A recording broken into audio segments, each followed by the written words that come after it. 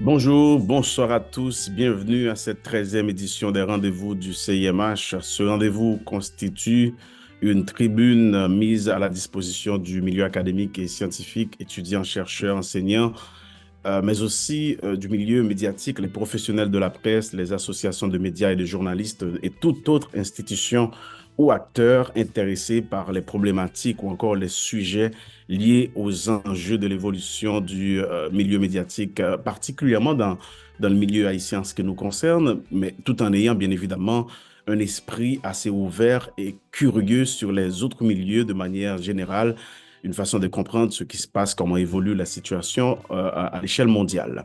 Pour cette nouvelle édition, nous avons décidé de braquer notre projecteur sur la fameuse question de l'intelligence artificielle et le journalisme pour essayer de voir comment définir les pratiques en Haïti et en Afrique francophone particulièrement.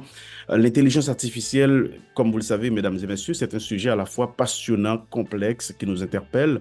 Et depuis quelques années, nous avons constaté que l'IA, comme on l'appelle généralement, s'introduit et s'impose dans la vie des citoyens. Elle est devenue plus qu'un outil, mais un véritable enjeu de société.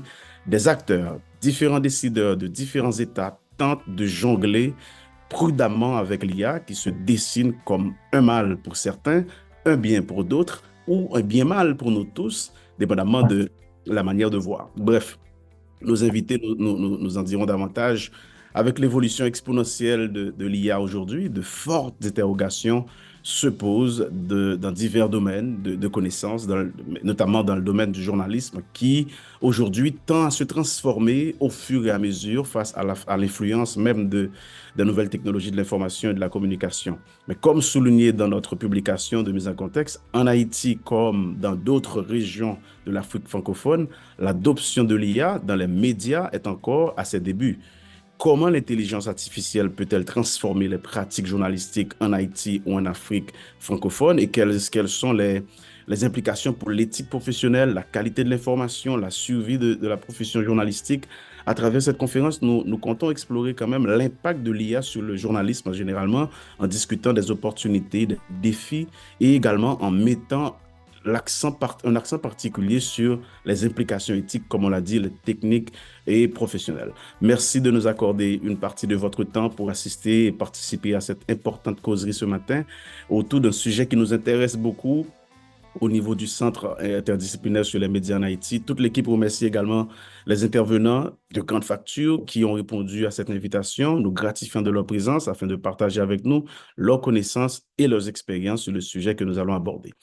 Mais avant de donner la parole à nos intervenants, j'aimerais donner la parole rapidement au directeur du centre, au docteur Wisnik Panier, pour placer deux petits mots de circonstance et qui connaît bien à la fois, enfin, en tout cas, Julie, professeur Watine, également notre ami le docteur Thomas. Voilà. Et merci beaucoup. Wisnik, je vous donne la parole et puis je passerai à la présentation des invités pour démarrer officiellement avec la conférence. Et très bien dit, très bien dit. Merci pour cette belle introduction. Merci, cher ami, pour cette belle introduction.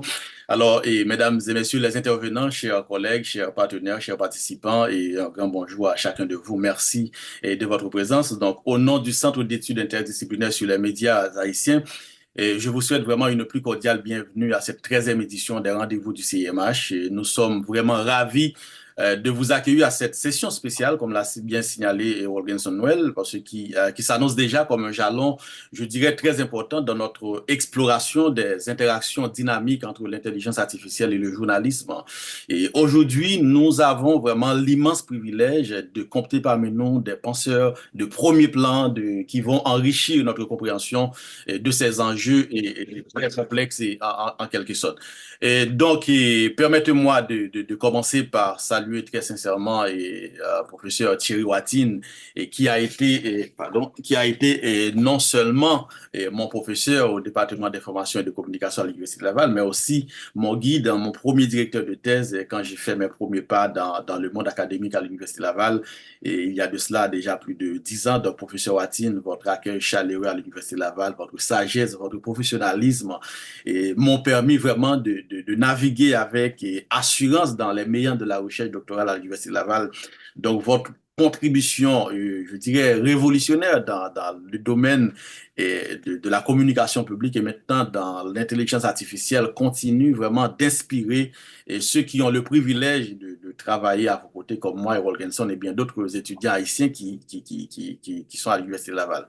Et donc, aussi, je voulais aussi remercier de façon particulière Madame Wok, je crois je ne sais pas si elle est déjà présente, mais que je connais plus ou moins bien aussi, parce que c'est une figure vraiment emblématique du journalisme en Haïti, qui a une capacité extraordinaire d'analyser les nuances politiques haïtiennes et en quelque sorte, et qui a aussi un intérêt marqué pour cette question de l'intelligence artificielle. Donc, nous avons aussi avec nous Thomas et Julie, mes camarades du programme de doctorat, et nous avons eu vraiment de très de très belles expériences. Lily qui avait créé le café doctoral avec Thomas, c'est comme elle avait si bien dit, c'est son bébé, et qui a une grande passion pour les débats, je crois, parce que c'est elle qui a initié les débats de café doctoral. Je ne sais pas si ça continue, mais c'est Lily qui avait initié ce programme au sein de notre département,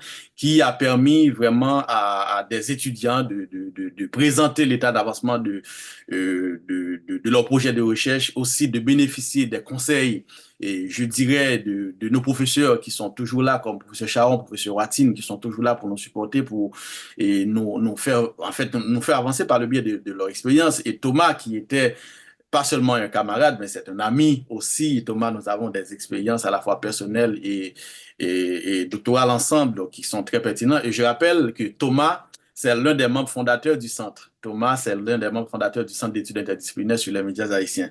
Donc, je lui ai même dit qu'on allait l'adopter. Thomas, c'est un Haïtien dans le sang. On connaît son engagement et à côté de Florence Piron, son intérêt marqué pour Haïti et l'Afrique francophone, Thomas, donc tu es chez toi, donc c'est pas même pas la peine de te dire bienvenue parce que tu es chez toi.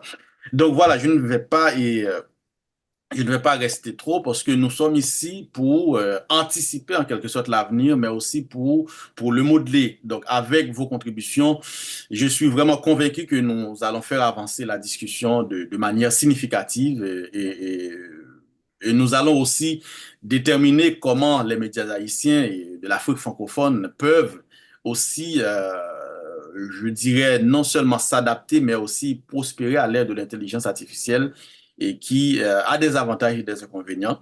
Donc, et pour finir, je dirais que l'intégration croissante de l'intelligence artificielle, comme l'a souligné Wolgenson, dans le journalisme soulève vraiment des questions très importantes sur la manière dont cette technologie transforme les pratiques journalistiques, l'éthique de la profession, mais aussi l'interaction avec le public. Donc, comment l'IA peut-elle être utilisée pour améliorer la qualité et l'efficacité du journalisme sans compromettre l'éthique professionnelle et aussi la relation de confiance et entre les médias et leur audience, on sait qu'il est déjà très fragilisé. Donc voilà, et en quelque sorte, une question fondamentale. Alors je vous remercie encore une fois de votre présence. Merci encore à chacun de vous, Madame Wok, que j'ai beaucoup d'admiration pour vous, pour votre travail, et chacun de vous. Alors, mon cher ami Wolgenson, je vous remets la parole pour continuer avec nos interventions. Merci. Merci. Merci, Ousnik. Je vais y aller rapidement. Je présente le professeur Thierry Watine, professeur titulaire à la faculté, au département d'information et de communication de l'Université Laval. Il y enseigne depuis plus de 2 décennies, là. Peut-être qu'il va nous dire en 3 décennies. Donc, il est directeur du laboratoire communication publique et intelligence artificielle au département d'information et de communication de la faculté des lettres et des sciences humaines, comme je l'ai dit, de l'Université Laval. Et Julie et Gamachia, tout à l'heure, j'ai demandé à Rustic c'est quoi la prononciation exacte par rapport à Gramachia, donc je dis Gramachia, mais Julie pourra nous corriger éventuellement, professeure adjointe au département de communication de l'Université d'Ottawa, spécialisée en communication et intelligence artificielle. Je présenterai les 2 autres invités tout à l'heure. Mais alors, les 2 premiers intervenants vont réagir sur le journalisme face à l'intelligence artificielle. Coup de pouce ou coup de grâce pour la profession. Je vous passe la parole.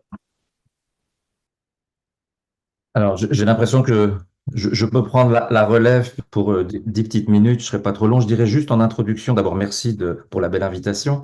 Un mot sur le laboratoire que j'ai créé cette année, que je dirige, qui s'appelle le Lab CIA, rien à voir avec l'agence de renseignement américaine. On parle de communication et d'intelligence artificielle, même si entre nous, nous nous appelons les agents, c'est devenu en bon français un running gag entre les membres de l'équipe.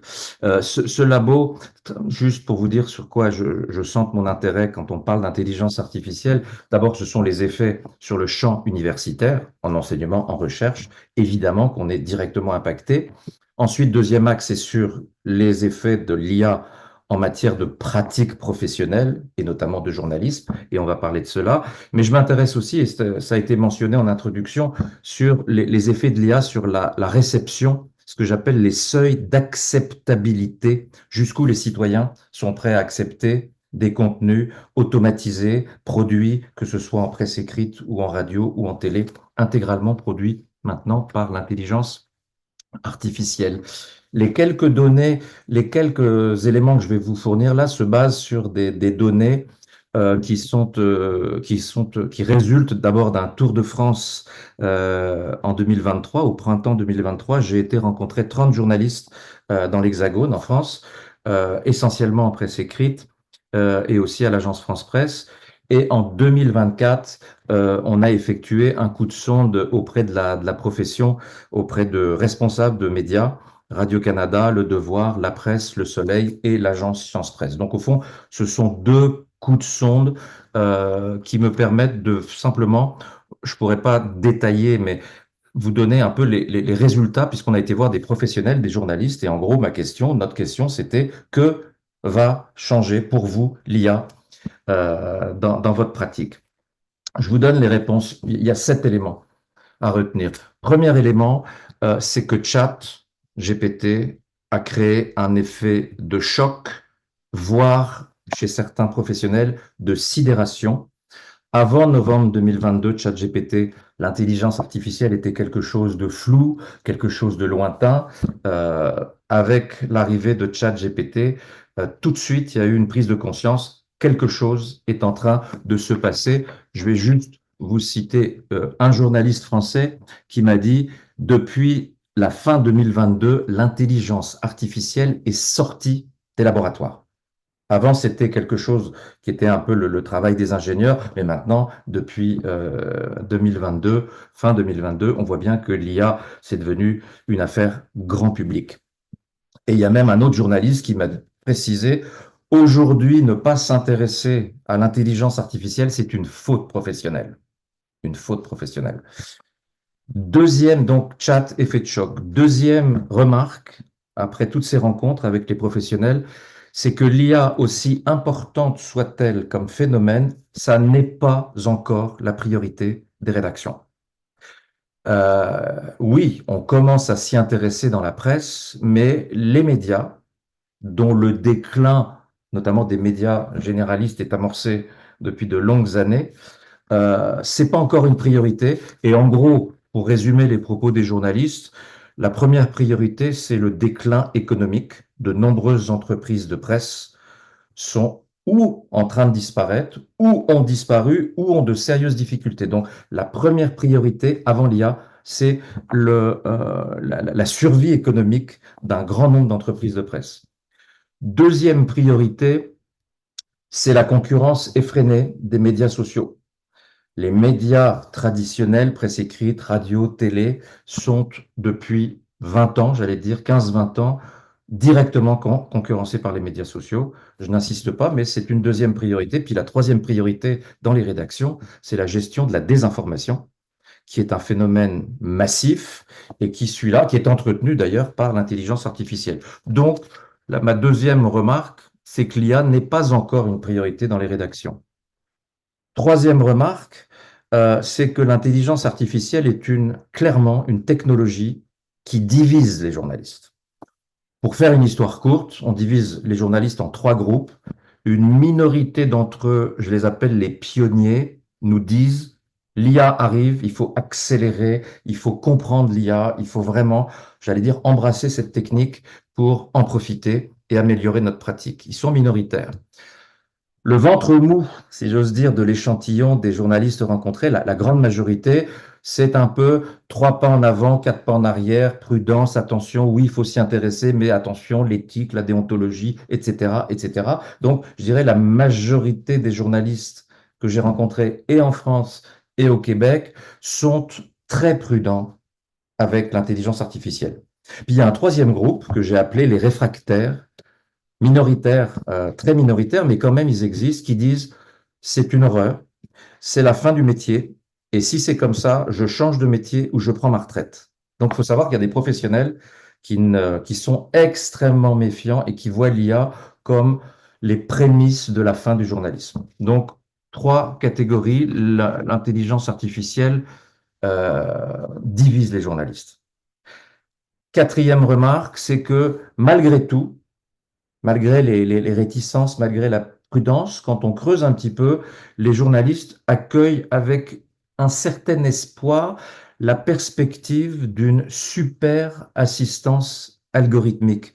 Ce que je veux dire par là, c'est que de nombreux journalistes nous disent, dans notre travail, il y a vraiment des tâches répétitives, il y a vraiment, on a besoin parce qu'on est de moins en moins nombreux à faire de plus en plus de travail, on a besoin de super assistants et l'intelligence artificielle pourrait nous donner un sérieux coup de main. Dans quel domaine? Un, la collecte des données, faire de la recherche. Euh, toutes les tâches répétitives, genre l'économie, la bourse, les résultats sportifs, les résultats des élections, etc., etc. Et les journalistes disent aussi, ces assistants algorithmiques pourraient nous permettre d'enrichir les contenus, un peu comme Wikipédia, Google permettent d'enrichir, pardon, les contenus journalistiques. Cinquième remarque, il y a bien sûr quand même, et je reviens là-dessus, des craintes et des questionnements de fond dans la profession par rapport à l'émergence et au développement de la technologie de l'IA. D'abord, c'est de dire que la question des sources est régulièrement mentionnée. On a un outil formidable, mais est-ce qu'on peut faire confiance à ce que l'intelligence artificielle nous cite comme source? C'est vraiment une des préoccupations. Et puis la deuxième préoccupation, Julie l'a mentionné, est-ce que ça va finir par nous remplacer? Parce que plus on va être aidé, plus notre tâche, notre travail va être automatisé, que va-t-il rester de part humaine du métier? Donc on voit quand même que les préoccupations de fond, elles existent. Et la théorie du grand remplacement n'est pas, à mon avis, d'actualité, mais il faut, disent les journalistes, rester très prudent. Il y a des métiers qui ont disparu. À cause de l'automatisation, est-ce que les journalistes sont en voie de disparition? Sixième enseignement, c'est qu'au-delà de ces craintes, les journalistes s'accrochent à l'idée que l'IA ne pourra jamais faire des tâches humaines du style. Autrement dit, les journalistes disent finalement, c'est pas si dangereux que ça parce que l'IA ne pourra jamais, numéro un, faire du terrain. Nous, les journalistes, nous faisons du terrain. L'IA ne fait pas de terrain. Et là-dessus, je dis tout de suite, attention, j'en suis pas si sûr que l'IA ne puisse pas faire de terrain. Ensuite, c'est la dimension intrinsèquement humaine du métier. Euh, les journalistes disent, ben nous, quand on va sur le terrain, on rencontre des acteurs et des actrices, donc il y a une relation, il y a un contact humain, ça, l'IA ne pourra jamais le faire. Et je dis, est-ce qu'on en est aussi sûr que cela? Et troisième argument, l'IA ne pourra jamais écrire. L'écriture, c'est quelque chose qui appartient, qui fait partie, c'est une espèce de fondement du métier de journaliste. L'IA ne pourra jamais écrire à notre place.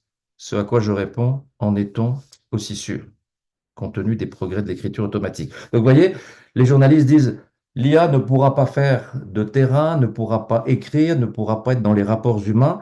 Moi, je dis, il faut questionner ces espèces de certitudes absolues parce que la technologie fait des prouesses. Je vais juste prendre un exemple de terrain. Aujourd'hui, l'utilisation des drones permet, exemple, de couvrir une catastrophe aérienne, un tremblement de terre, des incendies, etc., beaucoup mieux que ne pourraient le faire les journalistes qui sont sur le sol. L'IA, elle peut être dans le ciel, elle peut être sur terre et elle peut être sous l'eau. Il existe des sous-marins agis par l'intelligence artificielle, etc., etc. Donc, sur le terrain, on peut se poser des questions. Septième enseignement, c'est la question, je dirais, de l'encadrement éthique et juridique. Tous les journalistes nous disent, attention, il faut réglementer, il faut se donner des règles juridiques et il faut se donner des principes éthiques. Ça, c'est unanime. Mais moi, je réponds, c'est très bien et c'est très normal d'avoir toutes ces questions. La difficulté, c'est que l'éthique, c'est flou et que le droit, c'est lent. L'éthique, c'est flou. On voit bien que déjà, pour ce qui concerne toute la révolution numérique, on n'a même pas fini d'affiner les grands principes de ce qu'on peut faire, de ce qu'on doit faire, de ce qu'on ne doit pas faire, etc. Même chose pour le droit. On voit bien que on pédale un peu partout en Europe. On essaye de se donner des législations, mais le droit, c'est lent et l'intelligence artificielle, elle aura toujours un coup d'avance sur les règlements. Et ça pose des problèmes de fond. J'ai pas le temps de développer parce que je vois que j'arrive au bout de mon temps. Par rapport à la question de départ, il y a coup de grâce ou coup de pouce pour le journalisme? Ma réponse, c'est les deux, mon général. Euh, En gros, l'IA, elle va tout changer pour les journalistes et elle ne va rien changer pour les journalistes. Elle va tout changer parce qu'elle est là, parce qu'elle bouscule nos certitudes, nos pratiques, nos raisonnements dans notre travail d'information. Et donc, c'est une remise en question, elle change tout. Les règles du jeu changent intégralement.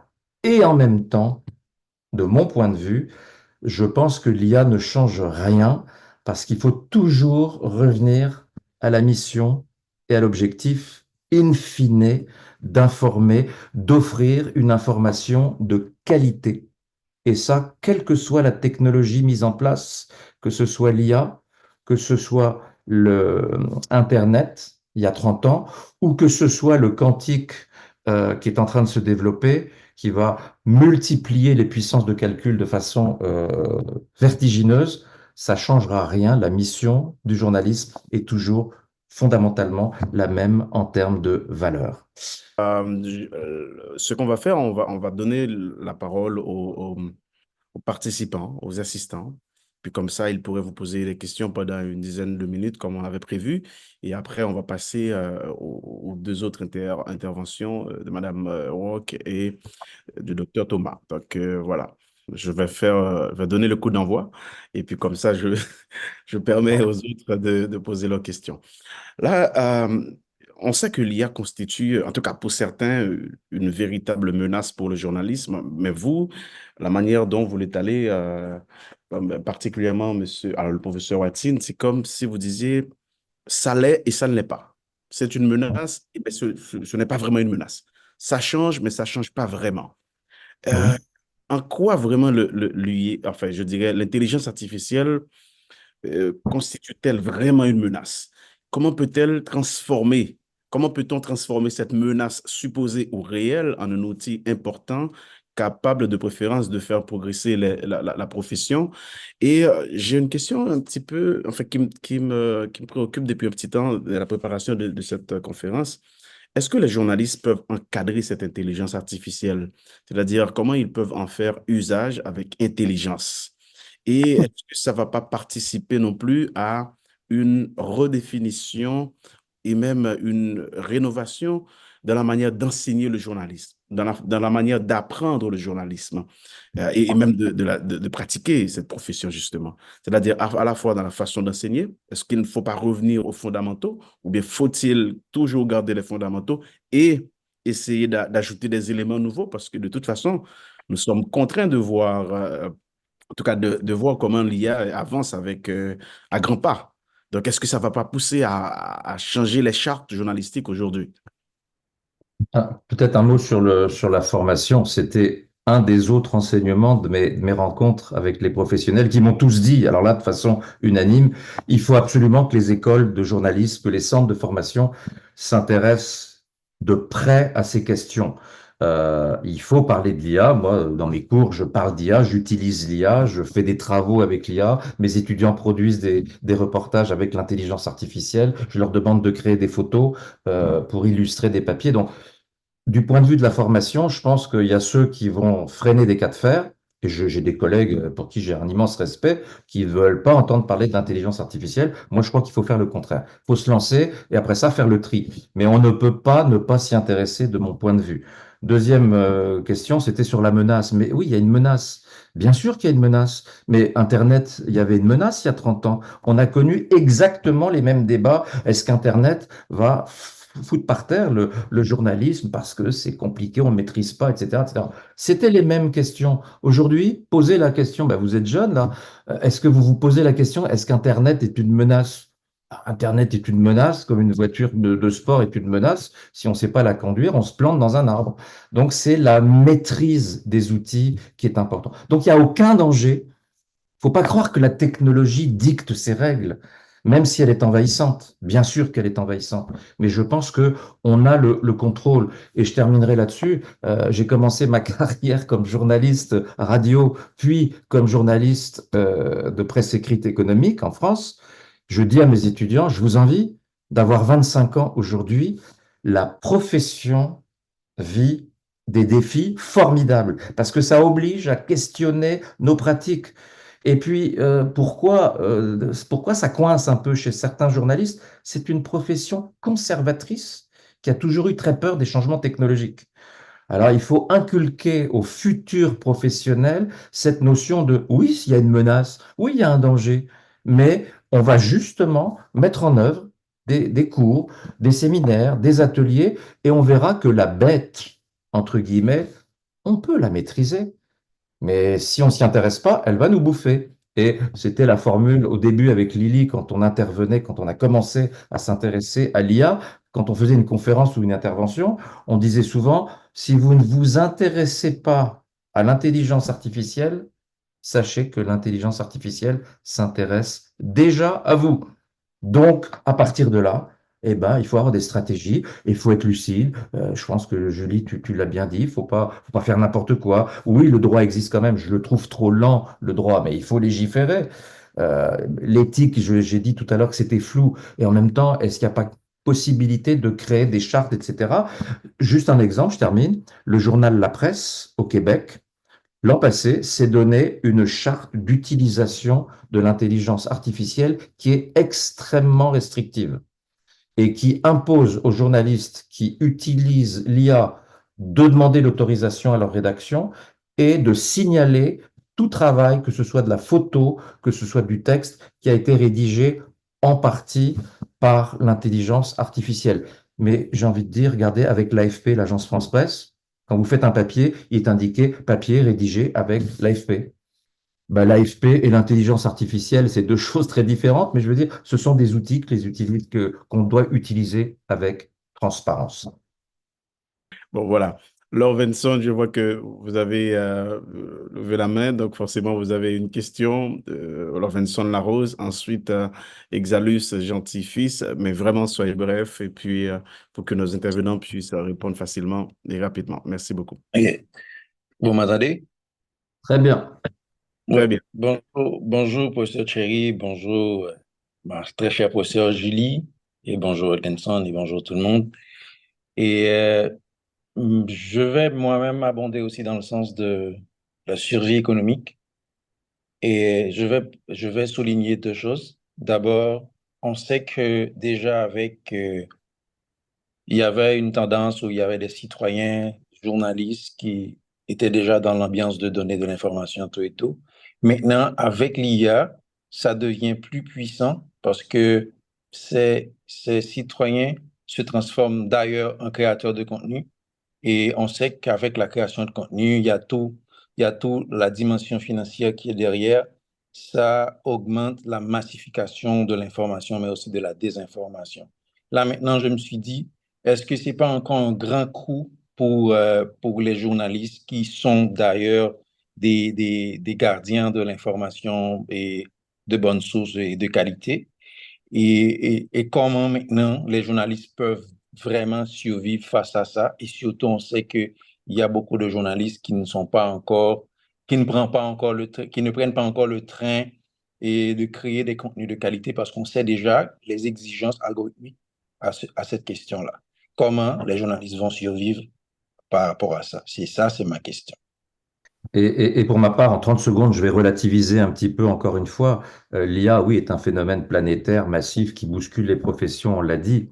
Mais je pense que du point de vue du journalisme, le défi est beaucoup plus grand par exemple, des contextes autoritaires ou des contextes de crise sociale. Tu l'as mentionné, Lily. Je pense que donc, le premier danger, c'est pas la technologie. Le premier danger, c'est la liberté de pouvoir faire ce métier dans des bonnes conditions, en ce qui me concerne. Et qu'on soit en contexte haïtien, en contexte vietnamien ou en contexte instable en Ukraine, pour prendre des exemples dans l'actualité, je pense que les journalistes, le matin en se levant, ne se posent pas la question, est-ce que l'IA me menace? C'est plutôt, est-ce que je vais être capable de faire mon travail sans m'exposer en termes de sécurité, sans que ma famille soit exposée à des problèmes ou des représailles, sans que je sois censuré par des pouvoirs, etc., etc.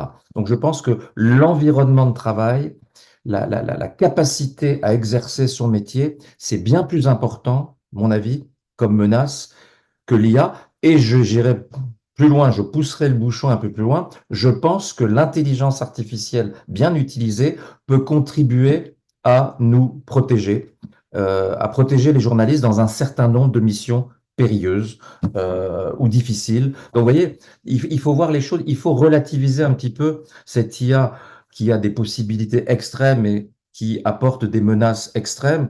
En réalité, dans le quotidien des journalistes, je pense qu'il y a beaucoup d'autres sujets de préoccupation avant l'intelligence artificielle, encore une fois. Si cela ne l'est pas aujourd'hui, cela sera demain un jour. Parce que définitivement, ça avance à grands pas. J'ai l'impression que Julie, il voit la menace tout de suite. Alors que vous ne voyez pas encore cette menace. Si, elle existe, mais elle se contrôle. Et puis moi, il faut pas oublier, je forme des journalistes depuis 30 ans, que ce soit en France ou au Canada. Si je commence à dire à mes étudiants journalistes, allez vous enterrer parce que l'IA, vous allez recevoir un missile de l'intelligence artificielle, je ne fais pas ma mission. Donc, encore une fois, elle est là, les menaces, les dangers existent, mais toutes les technologies ont contribué à ce genre de climat, machin. Il faut, au contraire, s'outiller pour. Donc, je néglige pas du tout les dangers, les menaces. Je dis simplement, il faut pas arrêter d'avancer. Et si j'étais journaliste, si j'avais 25 ans aujourd'hui, je me dirais, on vit une époque formidable pour le métier. Exactement. Formidable, parce que la mission est la même. Et puis, les enjeux démocratiques que Julie mentionnait sont les mêmes. L'utilité sociale du métier est la même. La contribution du journalisme à améliorer, à soulever des questions de société, à améliorer des questions en lien avec le développement, c'est la même chose. Il faut utiliser l'IA pour ce qu'elle peut nous donner de meilleur et se protéger de ce qu'elle peut nous apporter de pire. Et Voilà. on a J'irais dans le sens de mon collègue, dans le sens où c'est pas la technologie qui est dangereuse, c'est l'usage qu'on en fait. Bien sûr, bien C'est sûr. avant tout une technologie qui est créée par les humains et qui participe à aggraver des situations déjà existantes, ça c'est certain, il faut s'en prémunir une fois qu'on en a conscience. Par exemple, les inégalités de représentation, des enjeux de visibilité, tout ce qui est de l'ordre des inclusion, diversité. On sait que les algorithmes peuvent aggraver des problèmes déjà très, très amorcés. Mais à partir du moment où on sait ça, il faut se poser des bonnes questions sur les bonnes pratiques et partir du principe que c'est pas la technologie en elle-même, mais c'est l'utilisation qui en est faite. Ouais, voilà, et merci beaucoup. Exalus, gentil, vous avez 1 minute pour poser votre question et puis les réponses. 30 secondes. Ouais, D'accord, merci, 30 secondes. merci beaucoup, merci pour les interventions. En fait, je travaille dans le domaine de la communication de la santé et comme vous le savez, nous avons fait face ces dernières années à ce qu'on appelle une infodémie, donc épidémie de fausses informations, notamment en matière de santé, si l'on tient compte de la pandémie de Covid-19 et l'épidémie de choléra. Maintenant, comme vous le savez, ces rumeurs circulent à vitesse grand V via les réseaux sociaux. Or, via des outils de l'intelligence artificielle ou encore des algorithmes, plus on clique sur certains types d'informations, c'est plus des contenus similaires nous arrivent. Donc, en quelque sorte, ça aide euh, à divulguer des contenus similaires, ce qui est fragile et ce qui peut entraver, donc, à mon sens, en fait, les efforts en ce sens. Donc, je comprends qu'on doit, en fait, c'est pas l'intelligence artificielle qui est le problème, c'est l'usage qu'on en fait, mais on ne peut pas négliger ou minimiser également le pouvoir, la force de l'intelligence artificielle, notamment dans des contextes sociopolitiques éducatifs difficiles, et notamment dans les pays à ressources limitées, question de régulation, etc. Donc, qu'est-ce que vous en pensez donc, par rapport à ça? Merci beaucoup.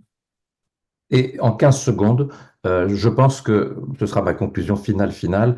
On est entré dans une zone grise aujourd'hui entre ce que l'intelligence artificielle peut apporter aux journalistes, mais jusqu'où les journalistes vont accepter l'automatisation et une partie de remplacement d'un certain nombre de tâches. Donc il y a une zone grise en ce moment. On ne peut pas avoir toutes les réponses tout de suite. Et regardez, dans un an, on se retrouvera et vous verrez qu'on parlera d'autres enjeux. Ça va tellement vite. Mais n'ayez pas peur. C'est mon message aux journalistes. N'ayez pas peur. Voilà. Merci beaucoup. N'ayez pas peur, c'est le message clé. Et puis, vraiment, merci pour la qualité de vos interventions. Voilà, merci encore une fois, professeur Thierry Watine. Merci également à Julie Gramassia pour leur intervention. L'équipe du CIMH a été vraiment tout honorée de vous recevoir et on espère vous revoir une prochaine fois dans le cadre d'autres interventions et probablement sur le même sujet, sous un autre angle. Et ce sera avec plaisir qu'on vous recevra. Voilà, merci encore. Au revoir, à la prochaine. Nous autres, on va rester pour passer au deuxième panel qui